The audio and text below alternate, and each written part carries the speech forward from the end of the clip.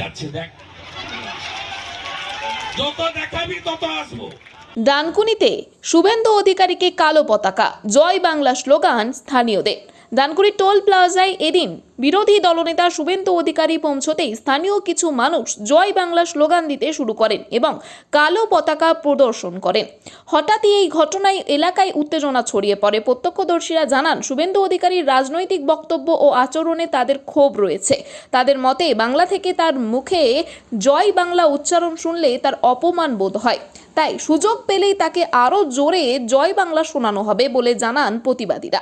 পরে সিঙ্গুরের সভা মঞ্চে উঠে শুভেন্দু অধিকারী এই ঘটনার তীব্র প্রতিক্রিয়া জানান।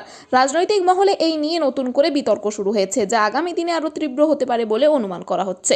এ বিষয়ে আরও কি জানা যাচ্ছে দেখুন বিস্তারিত 24 আওয়ার্স আরামবাগ রিপোর্ট।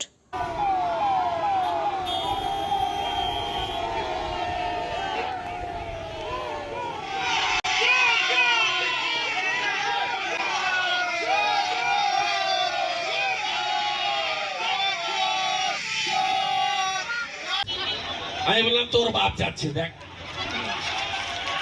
যত দেখাবি তত আসবো। যাওয়ার সময় গাড়ি স্লো করে যাবো, ডানকুনি টোল প্লাজায় সামনে থাকলে আয়। যদি বাপের বাটে হস, বাবা মায়ের নাম কালো পতাকা দেখাচ্ছে। আমি বললাম তোর বাপ যাচ্ছে, দেখ যত দেখাবি তত আসবো।